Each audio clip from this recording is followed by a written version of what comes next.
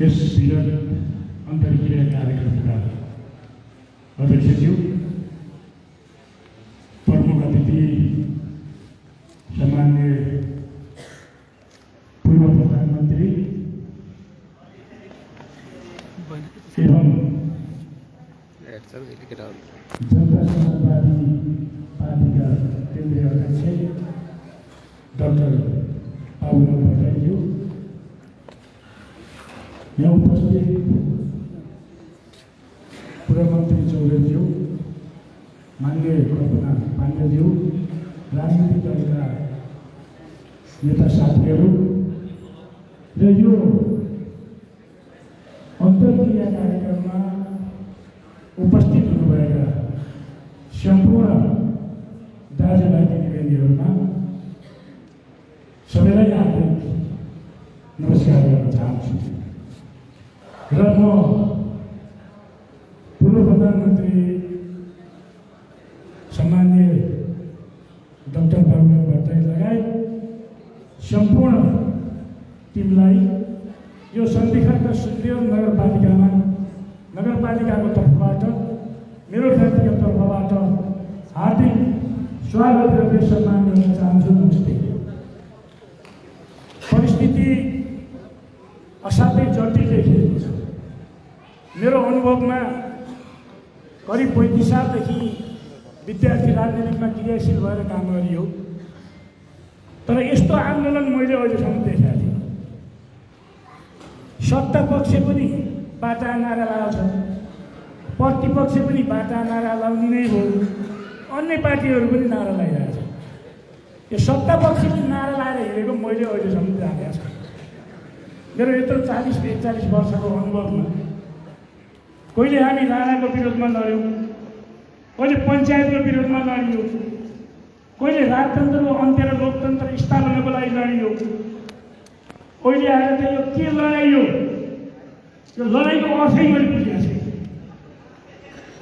यो लटे चाहिँ उही खुदा हालेर कोदो पनि मिसाउने, गहुँ पनि मिसाउने, मकै पनि मिसाउने, सबै गराएर यो अहिलेको सरकारले के गर्न खोजेको हो यो बुझिएको छैन। तर म दुखी छु। के मानेमा दुखी छु भने 2/3 सरकार 5 वर्ष चल्ला देशको विकास होला भन्ने ठानेका थियौँ, तर 2 वर्षमै भत्ला बुद्लु भयो। यो बडा दुःखको कुरा हो। चुनाव हुँदैछ, घोषणा भएको छ, खरबौँ रुपियाँ जनताको पैसा जनताले फेरि ऋण बोक्ने हुँदैछ। यो बडा दुःखको कुरा यहाँनिर छ। यसमा कसरी समाधान गर्न सकिन्छ, यसको उपाय के हो भन्ने सन्दर्भमा जो आज अन्तर्क्रिया कार्यक्रम राखेर यहाँको सबै राजनीतिक दलको साथीहरू, जनप्रतिनिधिहरू, नागरिक समाज लगायत नागरिक अगुवाईलाई बोलाएर जो अन्तर्क्रिया कार्यक्रम राख्नुभयो त्यसको लागि म एकदम हार्दिक धन्यवाद दिन चाहन्छु। र हामीलाई लागेको थियो यो 12 वर्ष जनयुद्धमा रोल्पा रुकुमदेखि एउटा डिजाइन बनाएर बाबुरामजीले जो सङ्घर्ष गर्नुभयो त्यो डिजाइन सफल भएकै हो। उहाँहरू जङ्गल र गाउँमा हुनुहुन्थ्यो भने हामी सेना र पुलिसहरू हामी सहरमा थियौँ। त्यो आन्दोलन 60 सालदेखि 63 सालसम्म हामी लड्यौँ। त्यो आन्दोलनबाट हामी सफल भयौँ। लोकतन्त्र स्थापना भयो, संविधान लेखियो। भारतबाट दूत आएर लाठी हान्दाखेरि पनि हाम्रा नेताहरूले खुट्टा नकमाएर नेपाली जनताहरूको अधिकार सुनिश्चितको लागि 2072 सालको नयाँ संविधान सन्त नेता सुशील कोइरालाको नेतृत्वमा जो संविधान आयो त्यो हामी सल्युट गरेका थियौँ नेताहरूलाई। तर रामबहादुरले भने जस्तै कताबाट कहाँ गयो, कहाँ फुसियो यो बुझ्न नसक्ने अवस्थामा अहिले जनता सबै छ। मैले यसो हेर्छु, यो इन्डियामा एउटा हाँस्यव्यङ्ग्य कार्यक्रम हुन्छ, त्यहाँ बढी चाहिँ नेता के अरे तपाईँको कलाकारहरू हुनुहुन्छ, अनि यहाँ जोकहरू हुन्छ, अनि त्यहाँ हाँसो र ताली हुन्छ। अहिले देशमा यो कोभिड-19ले तहस नहस पारेर मान्छे मरिरहेको छ। सङ्क्रमित बनिरहेको छ, हस्पिटलाइज भएकै छ। तर अहिले मैले यो देख्छु केपीजीको त्यो कलाकारिता, तिनी टुङ्गा, त्यहाँ हाँसो र त्यो ताली के मान्छे बिरामी भएर खुसी भएर ताली बजायो त? के मान्छे हस्पिटलमा छन् भनेर खुसी भयो त? यो मलाई बडा अचम्म लागिरहेको छ। कार्यक्रम हेरिएको छ, पुरा चाहिँ नि दोहोरी गीत चलिरहेछ। देशको अवस्था के छ? देश कहाँ जानेछ? जनताले त्यत्रो दुःख पाएर बलिदान दिएर चाहिँ लोकतन्त्र आएको संविधानका चाहिँ कुराहरू कहाँ छन्? सबै अन्धधुन्ध यो भएपछि अब चाहिँ देश ठुलो सङ्कटमा छ। म फेरि पनि पूर्व प्रधानमन्त्रीलाई भन्न चाहन्छु, तपाईँमा एउटा ठुलो योजना डिजाइन अन्तर्राष्ट्रिय चिनेको व्यक्तित्व हुनुहुन्छ। हामीले पनि सोचेका थियौँ बाबुराम प्रधानमन्त्री भइसकेपछि केही हुन्छ कि यहाँ भन्ने हामी प्रतिपक्षमा बसेर पनि हामी हेरेका थियौँ। तर लड्ने डन्डा लाउने कहाँ छ थाहै छैन। कुर्सीमा बस्दा तिनीहरू डन्डा लाइन्छ, अनि डन्डा लगाइसकेपछि अनि त्यो पनि केही हुन सकिने देखियो। केही कुराहरू भयो होला, तर चाहिँ अहिले यस्तो भयो कि देशको सारा चाहिँ तहस नहस बनाएर अहिलेको हाम्रो समाजका मन्त्री प्रधानमन्त्रीजीले यस्तो बनाएर छोड्नु भएको छ देशलाई। तर यसलाई हामी सबै मिलेर यसलाई एउटा टुङ्गोमा पुर्याएनौँ भने भोलि यहाँ जनताले हामीलाई सल्लाह दिन्छ। आफ्नो स्वार्थभन्दा पनि जनताको स्वार्थमा, आफ्नो स्वार्थभन्दा पनि राष्ट्रको स्वार्थमा, आफ्नो स्वार्थ पनि देशको जनताको लागि हामी सबै निस्वार्थी रूपमा भएर यसको चाहिँ नि पार ल्याउनको लागि जो अभियान, जो आन्दोलनहरू चलेका छन्, यसलाई पोजिटिभली आन्दोलनको रूपमा म भोलि यो हुने त्यो हुने भन्दा पनि आन्दोलनको रूपमा र यो जो अहिले गैर कानुनी तहबाट विघटन भएको छ, यो विघटनलाई सच्याएर राष्ट्र र राष्ट्रियताको लागि, जनताको लागि हामी सबै मिलेर 2072 सालको संविधानलाई कायम गरेर त्यसलाई चाहिँ नि भत्किन नदिइकन जनताको अधिकार चाहिँ हामी सुनिश्चित गरेका छौँ। त्यसलाई सबै मिलेर चाहिँ पार गर्ने छौँ भन्ने कुराहरूमा सन्धिखर्क नगरपालिका भए तापनि म नेपाली काङ्ग्रेसको पार्टी सभापति पनि भएको नाताले पनि लोकतन्त्रवादी भएको कारणले, जनताको पक्षमा काम गर्ने भएको कारणले पनि यसलाई सुधारेर अगाडि जानुपर्छ र यो आन्दोलन पोजिटिभली गएर चाहिँ यसलाई कुनै न कुनै हालतमा जनताको लागि हामी सबै लाग्नेछौँ। यो अभियान लिएर हिँड्नु भएको छ जो पूर्व प्रधानमन्त्री माननीय सम्माननीय डाक्टर बाबुराम भट्टराईज्यू, तपाईँको अभियान सफल रहोस्। आफ्नो पक्षमा होइन, जनताको पक्षमा काम गर्न तपाईँलाई सफलता मिलोस् भन्ने शुभकामना व्यक्त गर्दै मेरा आफ्ना भनाइहरू अन्त गर्नुभन्दा पहिला फेरि पनि यो सुन्दर नगरीमा आफ्नो व्यस्त समय दिएर यहाँ उपस्थित हुनुभएकोमा नगरपालिकाको तर्फबाट, मेरो व्यक्तिगत तर्फबाट, सबै जनताको तर्फबाट हार्दिक धन्यवाद दिँदै स्वागत गर्दै यहाँको अभियान सफल होस् भन्दै मेरा भनाइहरू अन्त गर्दछु। धन्यवाद, नमस्ते, जय नेपाल। धन्यवाद नगर प्रमुख कमल प्रसाद भुषालज्यू। यस सन्धिखर्क नगरपालिकाका उपप्रमुख तथा नेकपाका नेता ठाकुर कुमार विगज्यूलाई पनि अतिथिको आसन गर्नको लागि म हार्दिक अनुरोध गर्दछु। उपस्थित महानुभावहरू, अब हाम्रो आजको प्रमुख अतिथिको धारणा भन्दा पहिला यहाँको लिखित जवाब तयार गर्नुभयो भने अथवा त्यो मन्तव्यपछि पनि, त्यो धारणापछि पनि यहाँले लिखित जवाब हाम्रा साथीहरूलाई उपलब्ध गराउनु भयो भने हाम्रो प्रमुख अतिथिज्यूबाट ती धारणाहरूको विषयमा, ती जिज्ञासाको विषयमा आफ्नो धारणाहरू राख्नुहुनेछ। त्यसकारण अब मैले जनता समाजवादी पार्टीका सङ्घीय परिषद अध्यक्ष तथा पूर्व प्रधानमन्त्री डाक्टर बाबुराम भट्टराईज्यूलाई आजको यस अन्तर्क्रिया कार्यक्रममा धारणा राख्नको लागि हार्दिक अनुरोध गर्दछु।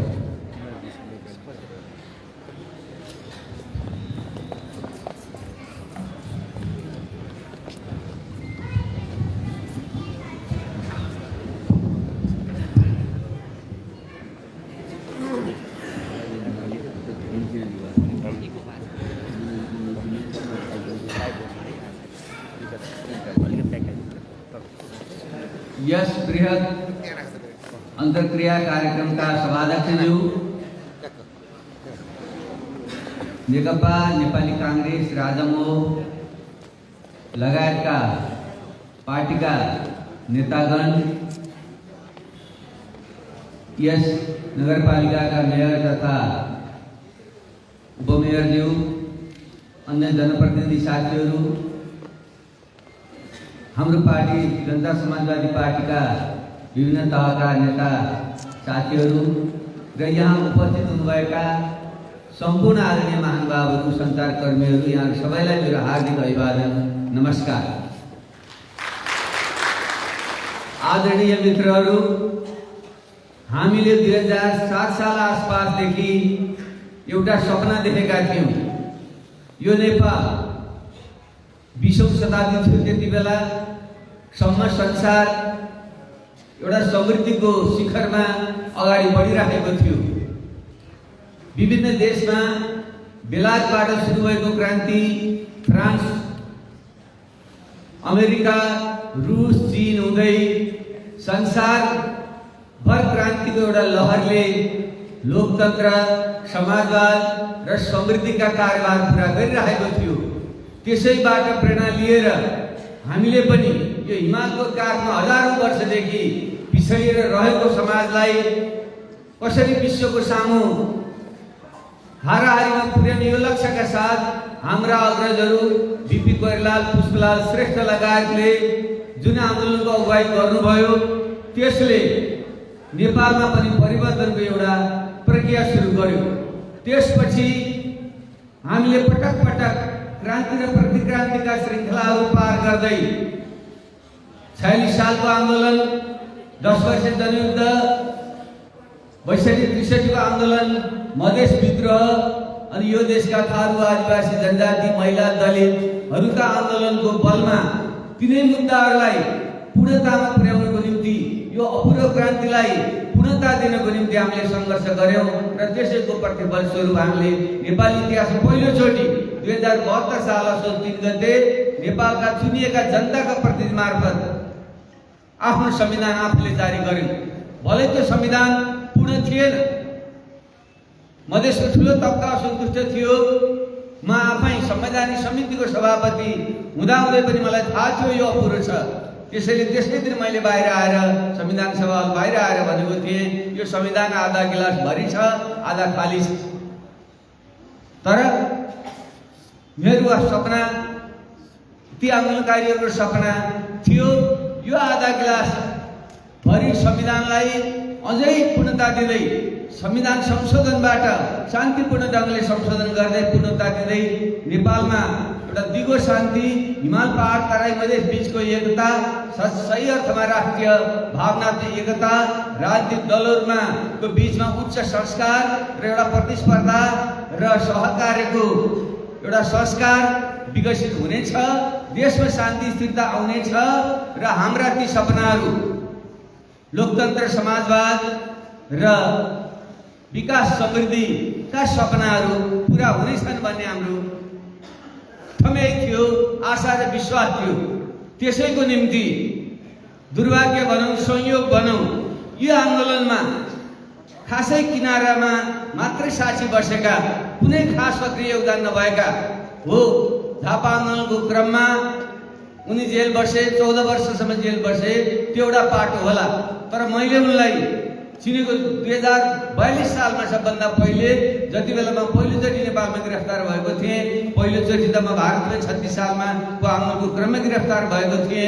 दोस्रोचोटि म गिरफ्तार हुँदा हनुमानढोका खोरमा ती पात्रलाई मैले भेटेको थिएँ। उनी 14 वर्ष जेल बसेर निस्कँदै थिए, म नेपालमा पहिलोचोटि जेल पस्दै थिएँ र त्यति बेला नै हेर्दाखेरि उनीहरू प्रकारको थकान, ग्लानी देखा पर्थ्यो। हिजोको क्रान्तिकारी उत्साह उमङ्ग त्यहाँनिर थिएन, उनी थकित दलित रूपमा बाहिर निस्कँदै थिए र पछि थाहा लाग्यो 46-47 सालको आन्दोलनपछि उनी एउटा पात्रको रूपमा उदाएर अगाडि आए। तर ती पात्रले कहिले पनि सकारात्मक भूमिका खेलेन। कमसेकम मलाई चाहिँ त्यो लाग्दैन, धेरै साथीहरूलाई भ्रम होला। र अहिले त्यसै पार्टीमा लामो सहकार्य गर्नुभएका साथीहरूले पनि भनिसक्नुभयो। मलाई त त्यति बेलादेखि नै जब हामीले त्यो 40-47 सालको आन्दोलन पनि अपूर्ण छ, नेपाली जनताले आफ्नो संविधान आफै नबनाएसम्म लोकतन्त्र पूर्ण हुँदैन र संविधान सभाबाटै सङ्घीय लोकतान्त्रिक गणतन्त्र ल्याउनुपर्छ भनेर 40 सूत्रीय मागहरू मार्फत हामीले जुन आन्दोलन सुरु गरेका थियौँ र त्यसैको तयारीको सिलसिलामा ती पात्र गृहमन्त्री थिए र हामी त्यो शान्तिपूर्ण जुलुस गर्दै जाँदा ममाथिबाट खुकुरी प्रहार गरिएको थियो र बालबालमा बचेको थिएँ र मलाई व्यक्तिगत कुरा मैले कोट्याउनु खोजेको होइन, तर ती पात्र परिवर्तनका कति विरोधी थिए हामीले मैले त्यो मात्रै स्मरण गराउनु खोजेको। हामी जनयुद्धमा गयौँ, हो जनयुद्ध नेपालबाट ऐतिहासिक आवश्यकता थियो, त्यसले समाजलाई तलैदेखि घचघच्याएर एउटा क्रान्तिलाई पूर्णतातिर लिएर जाने वातावरण बनाउँदै थियो।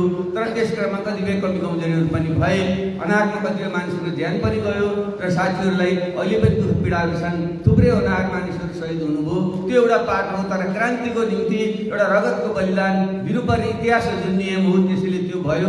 त्यसैलाई मेटाउनलाई हामी 12 बुँदे समझदारी हुँदै राजनीतिक दलहरू बिचमा फेरि एउटा समझदारी कायम गरेर जब शान्ति प्रक्रियातिर आयौँ, फेरि पनि ती पात्र 10 वर्षको जनयुद्ध कालभरि सबभन्दा जनयुद्धको सत्य सराप गर्ने पात्र नै ती थिए।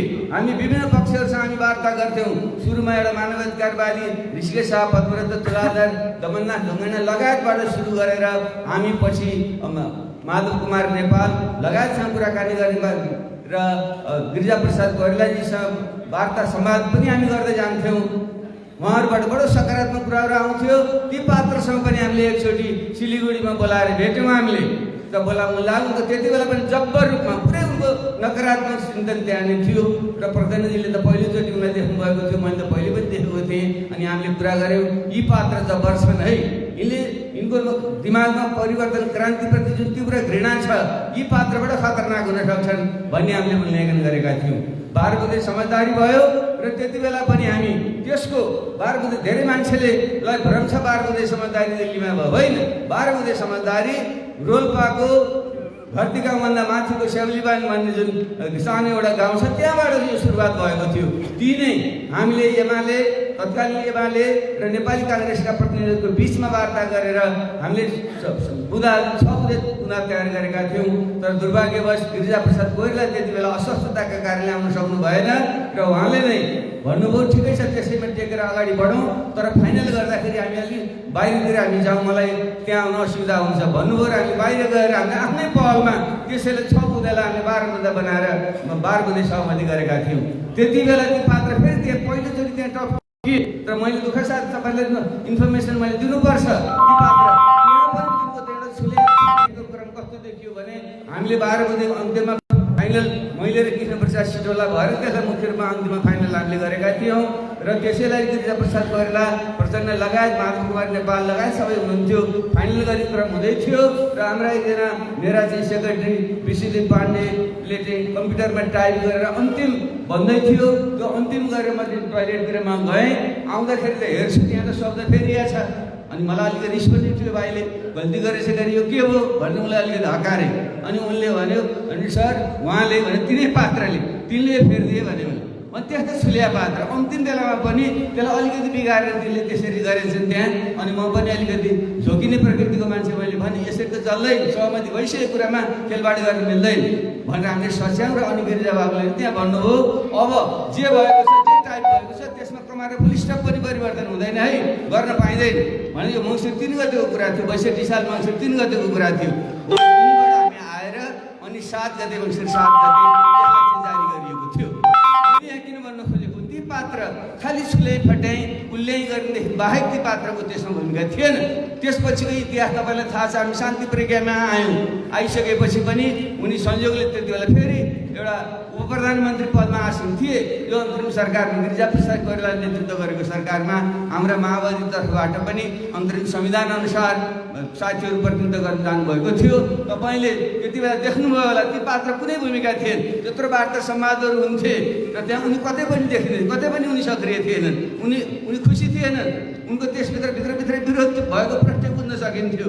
तैपनि हामीले फेरि आउनुको बलमा र र संयुक्त आन्दोलनको बलमा नेपालमा जुन संविधान सभा ल्यायौँ र त्यसपछि हामी अगाडि बढ्यौँ। ती पात्र ठिक नेपाली जनताले ठिकै मूल्याङ्कन गरेर एउटा हाम्रो सामान्य कार्यकर्ताद्वारा पराजित भएर ती फ्याँकिएका थिए। तर उनले त्यसको प्रतिशोध लिन भित्रभित्रै षड्यन्त्र गरे। मैले दुःखका साथ भन्नुपर्छ, हाम्रो नेकपाका साथीहरूलाई, तत्कालीन एमालेका साथीहरूले नेतृत्वमा एउटा मान्छे छ, ऊ पर्दाभित्रबाट त्यसपछि उनी सक्रिय हुन थाले। जब उसले त्यहाँ पराजित भए त्यसपछि संविधान सभाले कसरी तुहाउन सकिन्छ, कसरी माओवादीहरूलाई तल ओह्राल्न सकिन्छ, कसरी क्रान्तिकारी परिवर्तन रोक्न सकिन्छ भन्नेतिरै उनी अग्रसर भए। र त्यसै क्रममा जुन कटुवाल प्रकरण भयो र त्यसमा पनि मुख्य भूमिका उनकै थियो। एउटा चाहिँ कार्यकारी अधिकार सम्पन्न मन्त्री परिषदले गरेको निर्णय सही नठिकसुकै भए पनि त्यसलाई चाहिँ संवैधानिक राष्ट्रपतिले उल्ट्याउने सम्भावना प्रावधान थिएन त्यति बेला। त्यसले पहिलो प्रतिक्रान्ति वास्ता पहिलो प्रतिगमन धेरै मान्छेले अहिले पनि भन्ने गरे तीबाट सुरु हो र त्यसको नेतृत्व यिनै पात्रले त्यति बेला पनि गरेका थिए। त्यसैपछि जब माओवादी पनि एउटा विशृङ्खलतातिर गयो, हाम्रा पनि थुप्रै कमी कमजोरी भयो, ठिक सबै ठिक गरेर म भन्दिनँ, हाम्रा पनि कमी कमजोरी, तर ती पात्रले निरन्तर त्यसलाई असफल पार्ने, अग्रगमनकारी एजेन्डा जान नदिने गरे र विविध ढङ्गले बाह्य शक्तिहरूको पनि खेल भयो, हाम्रो पनि ढङ्ग पुगेन। त्यसपछि जुन पहिलो संविधान सभा जुन एउटा अप्ठ्यारो अवस्थामा पुगेर त्यसको अवसान सर्वोच्च अदालतको फैसला अनुसार हुन पुग्यो र दोस्रो संविधान सभामा ती पात्र त्यहाँनिर आए। म संघीयले संवैधानिक समितिको सभापति बन्न पुगेँ। ती पात्र पनि त्यही समितिमा थिए। सबै सुशील कोइराला, ती पात्र र सम्पूर्ण नेताहरू प्रचण्ड लगायत सबै नेताहरू त्यो समितिमा हुनुहुन्थ्यो। मैले 1.5 वर्षसम्म अनेक मेहनत गरेर संविधानलाई अन्तिमतिर पुर्याउने कोसिस गर्दा ती पात्रको भूमिका जहिले पनि सहमति बन्न नदिने जुन अग्रगामी एजेन्डाहरू छन्, लोकतन्त्र, संहिता, गणतन्त्र, धर्मनिरपेक्षता, समावेशिता, यस्ता एजेन्डाले कति तास्न सकिन्छ, कति खुइल्याउन सकिन्छ, कति कमजोर पार्न सकिन्छ भन्ने मात्रै ती पात्रको भूमिका रह्यो। त्यसैले जति बेला संविधान जारी भयो मैले त्यसलाई अपूर्ण रह्यो, आधा गिलास भरि भयो आधा खाली गयो भन्नुपर्छ, त्यही थियो। आधा गिलास खाली गराउनको निम्ति कुनै पात्रको सबभन्दा बढी भूमिका थियो, निनै पात्रको थियो। तर दुर्भाग्य इतिहास बडो विडम्बना हुँदो रहेछ। एउटा भनाइ छ, इतिहास दोहोरिन्छ। पहिलोचोटि एउटा त्रासदीको रूपमा, ट्रेजेडीको रूपमा र दोस्रोचोटि एउटा फार्स अथवा एउटा मजाकको रूपमा दोहोरिन्छ भनिन्छ। त्यसैले नेपालमा पनि पहिले महेन्द्रको पालामा जुन प्रतिगमनको श्रृङ्खला सुरु भएको थियो त्यसलाई उनका छोरा ज्ञानेन्द्रले दोहोऱ्याए। त्यो एउटा ट्रेजेडीको रूपमा थियो र त्यसले राजतन्त्र दोस्रोचोटि ती पात्रले फेरि अहिले जुन फागुन यो पौष 5 गते एउटा प्रतिक्रान्तिकारी हरकत गरेका छन्, प्रतिगमनकारी हरकत गरेका छन्। यो एउटा ठुलो त्रासदी मात्र होइन, एउटा ठुलो हास्यास्पद मजाक, इतिहासमाथिको मजाक भइरहेको छ। त्यसैले आदरणीय महानुभावहरू, मेरो आज कहानीहरू हो भने हामी अत्यन्त गम्भीर मोडमा पुगेका छौँ। धेरै मानिसहरूलाई अहिले पनि लाग्न सक्छ यो त सामान्य एउटा बहुमत प्राप्त प्रधानमन्त्रीले संसद विघटन गरेर चुनावमा जान चाह्यो भने यो त संसदीय प्रणालीको ठिकै त हो नि, के बिग्रियो त, चुनावमा जाउँ न, चुनावबाट किन आर्तिनी, हामी लोकतान्त्रिक पार्टी हो भने यताउति चाहिँ फाटफुटा स्वरहरू पनि सुन्ने गरिन्छ र आम जनता पनि अलिकति भ्रमित भएको जस्तो पनि देखा पर्छ। र हो, हाम्रो पनि कमजोरी भयो होला नि, थुप्रै जानेर त म भन्दिनँ, कमसेकम मैले चाहिँ नियतवश बदमासी गरेँ भन्ने मलाई लाग्दैन, तर म पनि मान्छे हो, मेरा पनि कमजोरी रह्यो होला। अरू थुप्रै जो साथीहरू नेताहरू हुनुहुन्छ, मेरा समकालीन नेताहरू, उहाँले पनि कमजोरी गर्नुभयो, यसको इतिहासले मूल्याङ्कन गर्ला। तर हामीले गल्ती कमजोरी गऱ्यौँ भनेर ती पात्रले जुन यत्रो प्रतिगमनकारी हरकत गरेका छन्, 10,000को बलिदानबाट प्राप्त भएको बिपी कोइराला र पुष्पलालहरूले सुरु गरेको अभियानलाई हामीले माओवादी जनयुद्ध हुँदै मधेस विद्रोह हुँदै यहाँसम्म जो हामीले पुर्याएका छौँ र हजारौँ 10,000 मान्छेको ज्यान गएको छ, त्यसको बलिदानको जगमा जे उपलब्धि प्राप्त भएका छन् त्यसलाई खोसिँदैछ। त्यो खोसिने बेलामा हामीले फेरि एकअर्कालाई गरेर बस्ने बेला होइन। म खुसी छु यहाँ प्रवक्ता साथीहरूले अत्यन्त जिम्मेवारीपूर्वक आफ्नो धारणाहरू राख्नुभयो, म यही सुन्न चाहिरहेको थिएँ। त्यसैले यसलाई हामीले एक रूपमा बुझ्न जरुरी छ। अहिले यहाँ तल जिल्लाका साथीहरूले जुन उचाइबाट कुराहरू बुझ्नुभएको मैले पाएँ, केन्द्रमा त्यस्तो छैन।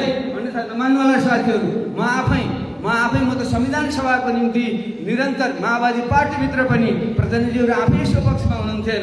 उहाँको एउटा खालको अत्यन्त सङ्कीर्ण र यान्त्रिक खालको जुन बुझाइ थियो, संविधान सभा त एउटा पुँजीपति वर्गको चाहिँ एउटा लोकतन्त्र हो भन्ने उहाँहरूको बुझाइ थियो। एउटा दक्षिणपन्थी संसदवादी नारा भन्नुहुन्थ्यो र त्यसको निम्ति मैले कति पापड बेल्नु पर्यो यहाँलाई थाहा छ। तैपनि अन्ततः संविधान सभा नेपालको एउटा साझा कार्यक्रम हामीले पुर्याउन सकेका थियौँ। तर अहिले पनि यत्रो ठुलो प्रतिगमनकारी घटना हुँदा हाम्रा शीर्ष नेताहरूमा त्यही तहको चाहिँ बुझाइ छैन।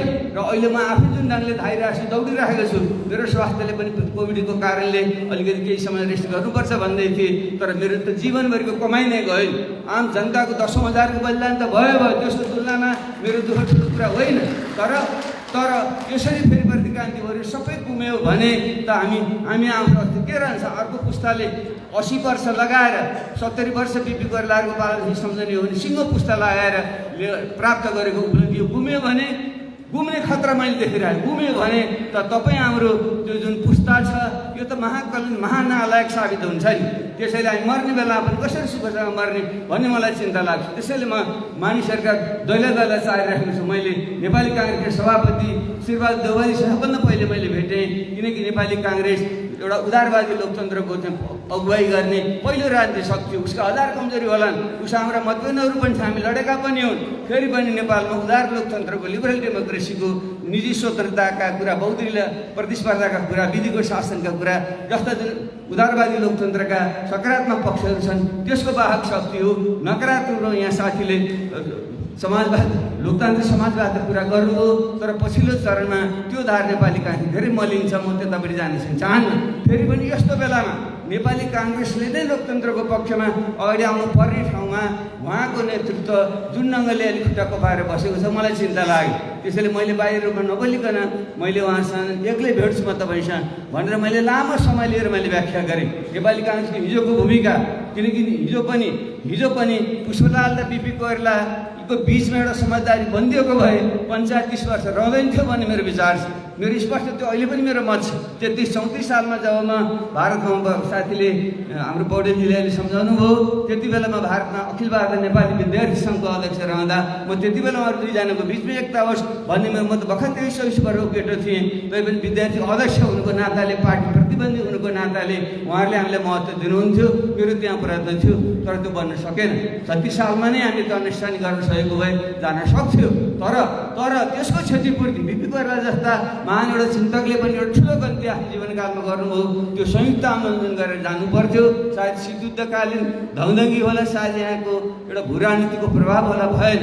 तर 46 सालमा गएर गणेश मानजीको चाहिँ एउटा नेतृत्वमा सबै शक्तिहरू मिलेर कमसेकम त्यो राजतन्त्रले खोसेको बहुदलीय राजतन्त्रात्मक बहुदलीय संसदीय व्यवस्था समेत पुनर्स्थापना गर्ने काम त्यति बेला भएकै थियो। हो, यही कुरा मैले शेरबहादुरलाई मैले स्मरण गराएँ। र पछि त्यो अपूर्ण छ भनेर जुन हामी लड्यौँ, माओवादी विद्रोहमा गयौँ, र त्यति बेला पनि हामीले गिरिजाप्रसाद कोइराला माथि नै हामीले आक्रमण गर्थ्यौँ, किनकि उहाँले पनि यस्तै निरङ्कुश कुरा अस्थिरताको कुरा नै गर्नुभयो भन्ने हाम्रो बुझाइ थियो। तर अन्त्यमा गएर 62-63 को आन्दोलन हुने बेला 12 बजे समझदारदेखि उता गिरिजाप्रसाद कोइरालाले जुन सकारात्मक भूमिका खेल्नुभयो, तिनै हामीले हिजो सत्यसराप गरेका गिरिजाप्रसाद कोइरालालाई हामीले गिरिजाबाबु भन्न थाल्यौँ। र त्यो संयुक्त आन्दोलन उहाँको नेतृत्वमा भयो र त्यसले नेपालमा संविधान सभासम्म पुग्ने एउटा वातावरण बनायो। माओवादी जनयुद्धले जग खनेको थियो, जग त माओवादी जनयुद्धै हो। तर त्यति बेला माओवादी बिम्ब जुन थियो त्यो क्रान्तिकारी बिम्ब विश्वले स्वीकार्दैन थियो। र हामीले राजतन्त्र फ्याँक्ने हो भने काङ्ग्रेससँग र गिरिजाप्रसाद कोइरालासँग सहकार गर्नुपर्छ भन्ने हाम्रो सोच, मूलतः मेरो स्वविवेकको चाहिँ एउटा सोच पार्टीभित्र चाहिँ हामीले स्थापित गरेर त्यहाँसम्म पुर्याएका थियौँ। यो स्मरण पनि मैले शेरबहादुरजीलाई गराएँ। त्यसैले शेरबहादुरजी तपाईँको काममा पनि तेस्रो चोटि फेरि नेपाली काङ्ग्रेसले आफ्नो इतिहास सम्झेर हिजो 46 सालमा 62-63 को आन्दोलनको भूमिका सम्झेर तपाईँले भूमिका खेल्ने चाहिँ बेला आयो। तपाईँले त खुट्टा कमाउने बेला होइन। अहिले चुनाव भएपछि लोकतन्त्र हो, हाम्रो पार्टी लोकतन्त्रमा जान्छ, चुनावबाट भाग्न सक्ने भन्ने जस्तो कुराहरू गर्ने बेला चाहिँ होइन हो। हामीले चाहिँ सर्वोच्च अदालतमा मुद्दा छ, त्यसलाई हेर्नुपर्छ, त्यसको सम्मान गर्नुपर्छ, एउटा पाटो। तर ध्यान राख्नु, तानाशाहहरूले जब लोकतन्त्रलाई विघटन गरेर गरेर अगाडि बढ्छन् र नक्कली चुनावको घोषणा गर्छन्, जुन चाहिँ पाकिस्तानमा मुशर्रफले गरेको, विभिन्न बर्माका शासकहरूले गरेको देख्न फेरि प्रतिक्रान्ति भएको, फेरि सैनिक शासन लागेको हामीले देखेका छौँ। हामीले थाइल्यान्डमा देखेका छौँ, हामीले इराक र सिरियामा देखेका छौँ। तानाशाहहरूले आफू अनुकूल हुने स्थितिमा मात्रै आफूले जित्ने चुनाव मात्रै तानाशाहहरूले गर्छन्। आफूले हार्ने चुनाव तानाशाहले कहिले पनि गरेका छैनन्। ऊ गर्ने शासकहरू कहिले पनि गरेका छैनन्। त्यसले त्यसमा भ्रमित पर्नु हुँदैन। र तपाईँलाई उधारो यदि साँच्चै तपाईँको कानमा कसैले गुलियो हालिदिएको छ, उधारो आश्वासन दिएको छ, ज्योतिषीले 7 पल्ट भने जस्तै 5औं पल्ट उनी कुरा गरेको छ भने त्यो भ्रम उधारमा तपाईँ किन जानु पर्यो? हामी नगदमै तपाईँलाई दिन तयार छौँ। अहिले यो संसद पुनर्स्थापना भयो भने हुने तपाईँ नै हो, किनकि नेकपाका जुन 2टा समूहहरू उहाँहरू हुनुहुन्छ, उहाँलाई पनि नैतिक ढङ्गले अहिले नेतृत्व गर्ने दाबी पुग्दैन। हामी जनता समाजवादी पार्टी अहिले तेस्रो शक्तिको रूपमा छौँ, तर उहाँ नेकपा 2टा भइसकेपछि हामी त चौथो शक्ति हुन्छौँ। त्यसलाई हाम्रो नैतिकताले पनि दिँदैन हामीले नेतृत्वको दाबी गर्न। त्यसैले स्वतः त्यसको दावेदार नेपाली काङ्ग्रेस हो र तपाईँ आफै हो। त्यसैले हात पाउने अहिले नगदै तपाईँले पाउने प्रधानमन्त्री पद छोडेर भोलि कति बेला हुँदै नहुने चुनाव पछिको प्रधानमन्त्रीको लोभमा तपाईँ किन पर्नुहुन्छ? त्यसैले तपाईँले खुट्टा नपगाउनुहोस्। नेपाली काङ्ग्रेसले पनि त्यो हिजोको गौरवशाली परम्परा छ त्यो कायम राख्नुहोस् र कलङ्कको टिका नलागाउनुहोस्। किनकि तपाईँमाथि पनि हिजो ज्ञानेन्द्रको कालमा गरिएका अर्काको एउटा ठुलो एउटा नकारात्मक बिम्ब पनि छ र त्यसलाई सच्याउने गणेश मान्य गिरिजाले खेले जस्तो भूमिका खेल्ने अवसर छ भन्ने कुरा मैले उहाँलाई गरेँ। तर उहाँले खासै रेस्पोन्स चाहिँ गर्नुभएको छैन। तर म अहिले पनि लागिरहेको छु र उहाँ मार्फत नेपाली काङ्ग्रेसका साथीहरूमा म आग्रह गर्न चाहन्छु। रामचन्द्र पौडेलजीहरू, प्रदीप गिरिजीहरू लगायतका साथीहरू हुनुहुन्छ, उहाँहरूसँग पनि नेपाली काङ्ग्रेस साथीहरूसँग पनि मैले अन्तरङ्ग संवादहरू गरेको छु। त्यसैले नेपाली काङ्ग्रेसका साथीहरूले जुन दुविधा रहिरहेको छ त्यसलाई हटाउनेतर्फ उहाँले ध्यान दिनुपर्छ भन्ने मेरो आग्रह छ। त्यसरी नै माधवजी र प्रसन्नजी त हामी त धेरै निकटबाट पहिलेदेखि काम गर्दै आएका मानिसहरू हौँ। उहाँहरूले पनि कमजोरी गर्नुभयो होला, हाम्रा पनि कमजोरी होलान्। त्यसको बावजुद पनि यति बेला मैले माधवजीसँग कुरा गरेँ, यति बेला हामीले गाईजी सुनिन्थ्यो हाम्रो प्रसन्नजी सत्तातिर अलि बढी आसक्त हुने मान्छे हो। त्यसैले उहाँलाई पनि कतिपयले बाह्य शक्तिहरूले कतिपयले कानमा अलि चिनी हालिदिएका छन् र लोभिया छ भन्ने कुरा आएको थियो। त्यसैले मैले उहाँहरूलाई पनि भने तपाईँ नलोभिनुहोस्। अहिले अब तपाईँले कसैले चिनी कानमा हाल्यो भनेर बगिने बेला होइन। यति बेला हामीले त्याग र बलिदान गरेर पद र प्रतिष्ठा छोडेर यो लोकतन्त्रलाई संविधानलाई बचाउने कुरा प्रमुख कुरो भने मैले उहाँहरूसँग पनि आरोप मैले गरेँ र शेरबहादुरजीलाई भन्नुहोस् भन्दा मैले नै उहाँसँग कुराकानी गरिसकेपछि अनि उहाँहरूले गएर पछि कुराकानी गर्नुभएको र हामी कुरा गरिरहेका छौँ। मलाई साँच्चै नै योलाई जोगाउनको निम्ति आफ्नो जीवनको एउटा अन्तिम चाहिँ मेरो प्रयत्न यसमा मेरो छ। तर म व्यक्ति मात्रैले गरेर मात्रै पुग्दैन।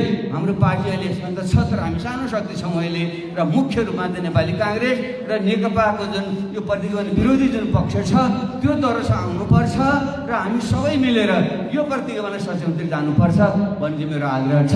एउटा नेपाली काङ्ग्रेसका साथीहरूको एउटा भनाइ पनि ठिकै हो। त्यो मैले हाम्रा प्रधानजी र माधवजीलाई पनि मैले भने तपाईँहरूको पार्टी खै यहाँ अहिले पनि साथी ठिकै भन्नुभयो, सरकारमा पनि तपाईँ हुनुहुन्छ, सडकमा पनि हुनुहुन्छ। एउटा सम्बन्ध विच्छेद ओलीसँग गर्न सकिराख्नु भएको छैन। ओली सचिएर आउँछन् भने किन्तु परन्तु जुन भनिराख्नु भएको छ जुन असम्भव कुरा हो। प्रतिगमनकारीले जुन उसको एउटा श्रृङ्खला छ जुन मैले भनिसकेँ, उनमा लोकतन्त्रप्रति कुनै प्रतिबद्धै छैन। एउटा चरम महत्त्वाकाङ्क्षा जुन छ र जुन हिटलरसँग पनि मैले तुलना किन गरेको भने उनी हिटलर पनि एउटा अत्यन्त तल्लो तहबाट आएको मान्छे थियो, सामान्य एउटा चाहिँ सिपाही थियो। तर यस्तो बोल्न हाम्रा उखान टुक्काबाट त हाम्रो यी प्रधानमन्त्रीबाट हामी प्रभावित हुन्छौँ। तर हिटलरले जुन खालको चाहिँ वाक्पटुता थियो उसँग जुनको भाषण गर्यो त्यस्तो मान्छे तपाईँले त्यसमा कमै पुगले पाउनुहुन्छ। त्यसले त्यस्ता खालका क्षमता तल्लो वर्गबाट आयो भनेर हुँदैन। यस्ता उटपटाङ खालका मान्छेहरूले भावनात्मक कुराहरू गरेर मान्छेका भावना त आकाङ्क्षाहरूको दोहन गरेर राष्ट्रवादका चाहिँ डङ्गा पिटेर एउटा जातिका विरुद्ध अर्को जातिलाई भड्काएर उसले यहुदी विरुद्ध भड्काएको थियो हिटलरले। हामीले यिनले यहाँ चाहिँ मधेसी जनजाति र थारू विरुद्ध भड्काएर आफूलाई राष्ट्रवादको नक्कली एउटा पगरी गुल्फे मान्छेहरू यिनै हिटलरका नयाँ अवतार भनेको यिनै हो। त्यसैले यस्ता मान्छेहरूको भ्रममा पर्नु हुँदैन भन्ने मेरो उहाँहरूसँग चाहिँ आग्रह हो। तर अहिलेसम्म पनि उहाँहरू चाहिँ तपाईँले नेत्र यहाँ जुन सुने मलाई अत्यन्त खुसी लागेको छ। तर केन्द्रमा त्यस्तो छैन। अहिले पनि साथीहरू नेकपा आफैले फुट्यो भने फेरि जुन चुनावमा आउँदैन भने जस्तो केही मान्छेहरू अलिकति किन्तु परन्तु जुन गर्न खोजेको देखिन्छ त्यो बिल्कुल गलत हुन्छ। त्यसले नेकपालाई पनि ठुलो कलङ्क लगाउँछ र केपी ओली जस्ता भस्मासुर जुन पात्रहरू हुन् त्यस्ता पात्रहरू बलियो भएर जान्छन्।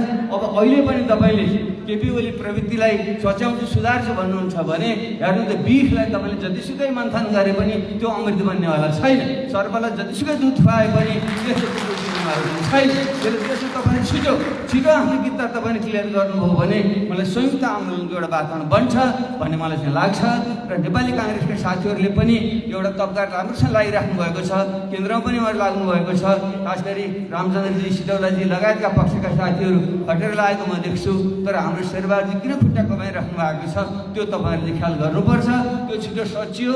माधव प्रचण्डजीहरूले छिटो केपी ओलीसँग सम्बन्ध विच्छेद गर्नुभयो भने हामीले सहकार्य गरेर जान सक्छौँ।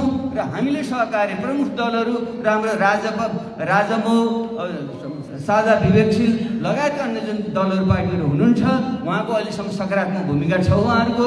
र हामी यस्तो सबै दलहरू हामी एक ठाउँमा आयौँ र नागरिक समाज जो अहिले अगाडि नै आइरहेको छ, खुसीको कुरा हो। नागरिक समाज यसपटक दलहरूभन्दा अगाडि आएको छ।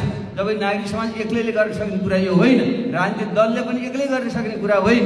नागरिक समाज राजनीतिक दल जोडिएपछि मात्रै आम जनता चाहिँ सडकमा उत्रन्छ। त्यसको निम्ति हामी अगाडि बढ्नुपर्छ। त्यो सम्भावना छ। त्यसो नगरी सम्भावना मात्र त्यसो विकल्पै देख्दैन भने त्यो भएन भने तपाईँहरू हेर्नु होला भयङ्कर परिदृश्य आउँछ। के त समावेशी परिदृश्य के होला नि? सायद हाम्रो आजको छलफल एउटा विषय पनि त्यो। मेरो विचारमा दुईवटा सम्भावित परिदृश्यहरू छन्। यदि एउटा परिदृश्य तपाईँ हामीले साँच्चै नै जनता सडकमा ओर्लिएर जनदबाव सिर्जना गऱ्यौँ, जनता नै यो देशका लोकतन्त्रका पहरेदार हुन्, संविधानका पहरेदार हुन् र कसैलाई पनि संविधान र लोकतन्त्र विपरीत जाने शक्तिलाई जनताले छोड्दैन भन्ने एउटा सन्देश दिन सकियो भने त्यसको प्रभाव सर्वोच्च अदालतमा पर्न सक्छ। र त्यसको बलमा हामीले संसदबाट हाम्रा सभामुखबाट बैठक बसालेर हामी आफैले निर्णय गरेर संसदलाई पुनर्स्थापना गर्न सक्छौँ। र त्यसको जगमा टेकेर हामीले सहमतिको सरकार हामीले बनाउँछौँ। सहमतिबाटै नै कतिपय संविधान नपुरा अपुरो भएका भन्ने कुराहरू छन्। थुप्रै मान्छेहरूले विभिन्न मागहरू राख्नु भएको छ, यो संविधानलाई अझै अग्रगामी बनाउनुपर्छ भन्ने जुन कुरा छ त्यसलाई सम्बोधन गर्न सकिन्छ। र हामी सहमतिले नै निर्वाचनमा जान सकिन्छ। किनकि अहिले त यो नहुने चुनावले गरेका छन्, नगराउने चुनावले गरेका छन्। तर हामीले संसद पुनर्स्थापना गरेर सहमतिको सरकार हामीले बनायौँ र संविधानमा पनि यसलाई अझै परिमार्जन गर्ने सहमति हामीले गर्न सक्यौँ भने सबैको सहमतिले फेरि हामीले संविधानलाई सकारात्मक ढङ्गले संशोधन गरेर अझ यसलाई उन्नत बनाउँदै हामी निर्वाचनतिर जाने हुनसक्छ। मेरो आफ्नै दाडा भन्नुहुन्छ भने त केपी ओलीले जुन खड्ग प्रहार अहिले संविधानमाथि गरे, हामीले त्यत्रो मेहनत गरेर धारा 76 त्यसै राखिएको होइन। हामीले धेरै मेहनत गरेर हिजो जुन छिद्रहरू थिए 47 सालको संविधानमा त्यो एउटा संसदीय पुरानै वेस्टमिन्स्टर प्रणालीको चाहिँ व्यवस्था त्यो थियो, त्योभन्दा माथि जानुपर्छ। कुनै सनकमा कुनै सङ्घीय शासकको सनकमा प्रतिनिधि सभा विघटन हुन दिनु हुँदैन भनेर नै हामीले धारा 76 का 4वटा स्टेपबाट चाहिँ अगाडि बढ्ने प्रावधान हामीले राखेका थियौँ। त्यति गर्दा पनि यसले त्यो अवस्थामा खड्ग प्रहार गरे भने अब हामीले मेरो व्यक्ति विचार भन्नुहुन्छ भने त हामी त प्रत्यक्ष निर्वाचित राष्ट्रपतीय प्रणालीमै हामी जानुपर्छ र संसदलाई पुनः समानुपातिक बनाउनुपर्छ। त्यसो हुन सक्यो भने नेपाल जस्तो विविधतायुक्त मुलुकमा यो जुन हाम्रो प्रतिनिधि सभा छ त्यसलाई हामीले पुनः समानुपातिक बनाउन सक्छौँ। र समानुपातिकलाई पनि सुधारेर अहिले पैसाले मान्छे किनबेच गर्ने, आफ्नै आसेपासेहरूलाई आफ्नो श्रीमती र आफ्नो छोराछोरीहरूलाई मात्रै मनोनित गर्ने जुन परम्परा छ त्यसलाई चाहिँ हामीले हटाएर एउटा खुला सूचीको आधारमा पार्टीलाई मत दिने र पार्टीले उम्मेदवारहरूलाई पनि खुला राखेर तिनलाई समेत मत दिने जुन सुधारिएको प्रणाली हुन्छ समानुपातिक, त्यसरी चाहिँ संसदलाई चाहिँ पूर्ण रूपले समानुपातिक गर्न सकिन्छ। जस्तै जर्मनी र स्कान्डिनेभियन देशहरूमा छ, त्यसो हामीले फिनल्यान्ड लगायतका देशमा छ, त्यसो गर्न सक्छौँ। र प्रतिनिधि सभा चाहिँ पूर्ण रूपले नियम कानुन बनाउने, ऐन बनाउने काममा, विधायी काममा त्यो केन्द्रित रहन्छ। र प्रत्यक्ष निर्वाचित राष्ट्रपति 3 करोड नेपाली जनताले चुनेको राष्ट्रपति त्यसले हिमाल पहाड तराई मधेसका सबैको त्यसले चाहिँ विश्वास प्राप्त गर्न पनि सक्छ। र अहिलेको 50-60 हजार भोट ल्याएर जित्ने एउटा व्यक्ति र 100-150 सांसदहरूलाई आफ्नो मुठीमा राखेर प्रधानमन्त्री बन्ने व्यक्ति भन्दा 3 करोड नेपालीका प्रतिनिधि कमसे 1.5-2 करोड मतदाताले चयन गर्ने राष्ट्रपति निश्चित रूपमा योभन्दा उपल्लो गुणस्तरको हुन्छ, योभन्दा बढी इमानदार हुन्छ, योभन्दा बढी सक्षम हुनसक्छ। त्यस हिसाबले पनि हामीले संविधानलाई संशोधन गर्न सक्छौँ। भलै यसमा यदि त्यसो हुन सकिन्छ भने पनि के जे जति सुधार्न सकिन्छ सहमतिले सुधारेर निर्वाचनमा जाने र यो व्यवस्था र संविधानलाई ट्र्याकमा ल्याउने र सुशासन र समृद्धि ल्याएर अग्रगामी दिशामा जाने एउटा यो बाटो हुनसक्छ। अग्रगमनको सोझो कम क्षति भएर गर्ने बाटो यो हो। दोस्रो परिदृश्य मानौँ तपाईँ हाम्रो बुद्धि फिरेन र र हाम्रा नेताहरूले अहिले पनि कानुन चिल्यो को बाहिर शक्तिहरूले कोही हालिदिएका छन् र ज्योतिषीहरूले कतिचोटि प्रधानमन्त्री हुन्छ भनिदिएका छन्। त्यसको लोभमा लागेर हामी एकताबद्ध हुन सकेनौँ र यो फाटोबाट यो प्रतिबन्धकारी शक्तिहरूले लाभ लिए भने यो संसद पुनर्स्थापना नहुन सक्छ।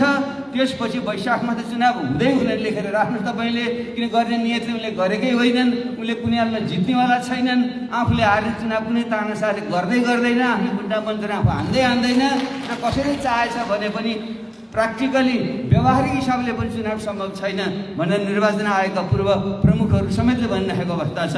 त्यो नभएपछि त्यसपछि के हुन्छ? अनि संविधानको त्यसै ट्र्याक बाहिर लिक बाहिर त गइसकेको छ संविधान भने अब त्यो त झन् बाहिर जान्छ। र जस्तो बर्मामा हिजो घोषणा गरियो, नेपालमा पनि एउटा सङ्कटकाल घोषणा गरेर सेनालाई बाहिर निकाल्ने दिशातिर जान सक्छ। र केपी ओलीले त आफै चाहेको त्यही हो, उसले चाहेको त निरङ्कुशता नै उसले चाहेको, उसले लोकतन्त्रको यो बदला उसले लिन चाहेकै हो, संविधान सभाको एउटा चाहिँ बदला उसले लिन चाहेकै हो। देश त्यसै छन् बढी एउटा द्वन्द्वतिर चाहिँ जान्छ र निर्वाचन नभएर देशमा सङ्कटकाल लाग्यो भने हामी नेपाली जनता फेरि चुप्लाएर भन्न सक्दैनौँ। म आज 67 वर्ष लागे तर मैले इमान्दारको छैन साथीहरूसँग, मलाई साँच्चै पर्छ भने फेरि अर्कोचोटि म अब भनौँ हिजोको जस्तो जनयुद्ध गर्न म आवश्यक देख्दिनँ, त्यो त नहोला।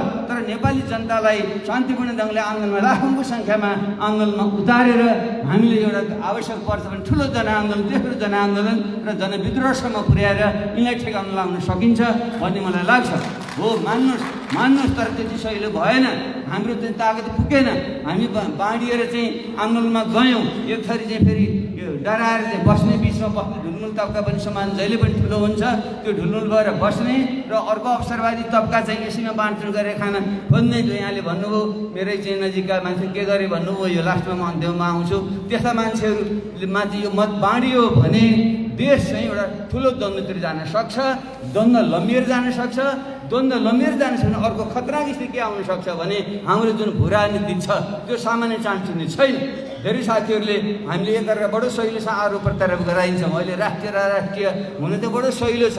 हिजो राजा महेन्द्रले जो लोकतन्त्रका पक्षधर, परिवर्तनका पक्षधर जतिले अराष्ट्रिय तत्त्व भनेर उनले डामेका थिए, त्यसको भूत अहिले पनि छ। नेपाली काङ्ग्रेसभित्रका तुलसी गैरीहरू र नेपाली कम्युनिस्ट पार्टीभित्रका केशरजङ रायमाझीहरू थर यहाँ मिलेकापट्टि एउटा मित्रको त्यतापत्र कुरा भयो। त्यो प्रवृत्ति हिजोदेखि थियो, महेन्द्रको पालादेखि भएका प्रवृत्ति फेरि पनि यहाँ आउन सक्छन्।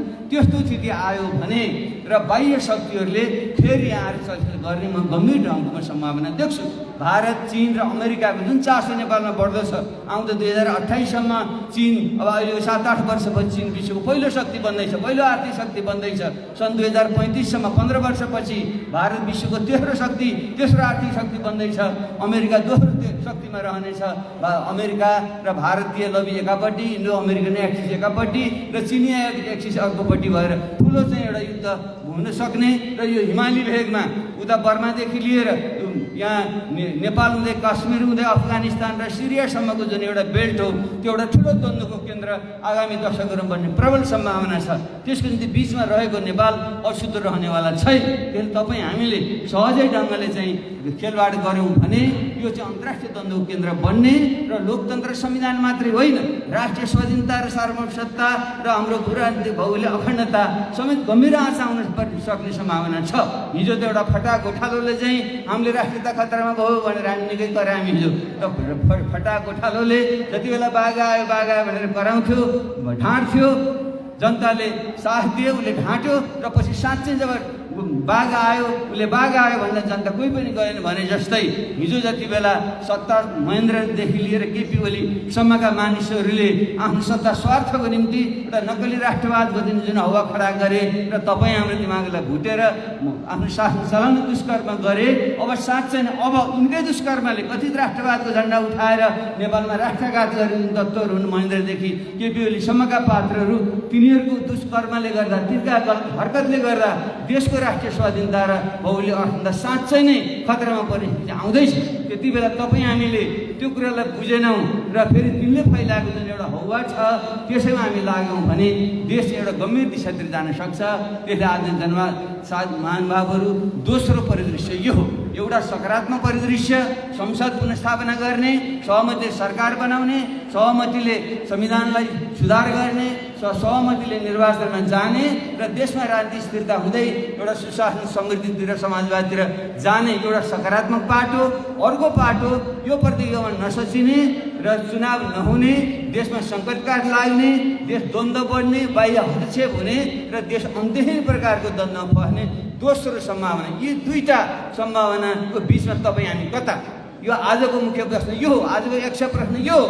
यसलाई ठम्याएर तपाईँ हामी सबैले दोस्रो बाटोतिर जान हामीले दिनु हुँदैन। दोस्रो बाटोतिर गयो भने तपाईँ हाम्रो पुस्ताको त जीवन गयो, तपाईँको दोस्रो पुस्ता पनि फेरि जब तपाईँ लड्नुपर्ने हुनसक्छ र त्यस्तो स्थिति नहुनको निम्ति हामीले काम गरौँ। म यो नै यहाँसँग आग्रह गर्न चाहन्छु। त्यो भनेको हामीले यी सबै हामी जुन यो प्रतिगमन विरोधी जुन हामी शक्तिहरू छौँ, हामीले सहकार्य गरौँ र हामीले एउटा तेस्रो जनआन्दोलन भनेर नागरिक समाजले घोषणा पनि गरिसकेको छ। हामीले त्यसलाई बल दिएर साँच्चै जनआन्दोलनको आँधी बेहोरी ल्याएर यो संसदको पुनर्स्थापना गरेर, चाहे अदालतबाट होस् चाहे चाहिँ हाम्रो संसदबाट होस्, हामीले यसलाई पुनर्स्थापना गरेर ट्र्याकमा लिएर जाने बाटो नै हामीले तयार गर्नुपर्छ। त्यो सम्भव छ। त्यसको निम्ति राम्रो, सबभन्दा राम्रो त केन्द्रमा नै सभापति छिटो भइदिए राम्रो हुन्थ्यो। तर मैले दुःखसाथ भन्नुपर्छ मित्रहरू, सङ्केत राम्रो छैन। अहिले पनि केन्द्रमा अहिले पनि नेताहरू जुन ढङ्गले प्रदर्शित भएका छन्, जुन ढङ्गका उहाँहरूका महलहरू खडा भएका छन्, कमिसन खोरहरूबाट घेरिनु भएको छ, विदेशी शक्तिहरूले उहाँहरूका कानमा जुन चाहिँ अलग अलग चिनी कानमा हालिदिएका छन्, त्यो कारणले गर्दा केही समय सहकारी नहुन पनि सक्छ केन्द्रमा। त्यो स्थिति आयो भने पनि साथीहरूले जुन कुरा यहाँ राख्नुभयो, हामीले तलबाट किन नगरे हो, मैले भन्न चाहेको भने यही हो। तपाईँले त्यसो गर्नुभयो भने यो साँच्चै नै लोकतन्त्र भनेको त जनता तलका तहहरू बलियो हुने हो नि। हामी संहितामा गइसकेका छौँ। हामी सधैँ केन्द्रको मुख ताकेर बस्नु पर्यो। आखिर हाम्रो राज्य सत्ता त प्रदेश, केन्द्र, सङ्घ, प्रदेश र स्थानीय तहमा विभाजित भइसकेको छ, अधिकार प्रत्यायोजन भइसकेको छ, सार्वभौम अधिकार प्रत्यायोजन भइसकेको छ भने पार्टीहरू पनि त संहितामा पार्टी पनि किन केन्द्रमुखी हुने भन्नुहोस् त? एउटा नेता, एउटा अध्यक्ष, एउटा सभापतिले जे भन्यो त्यो त्यही नै हुने पनि एउटा लोकतान्त्रिक पार्टी हुनसक्छ। त्यस्तो पनि कहीँ कम्युनिस्ट पार्टी हुनसक्छ। त्यस्तो अवस्थामा बलियो तलका जनता, स्थानीय तहका जनता, स्थानीय तहका पार्टी क्याडर र नेताहरू उनीहरूले किन पहल नलिने, उनीहरूले किन लिन नपाउनु? बिल्कुल पाउनुपर्छ।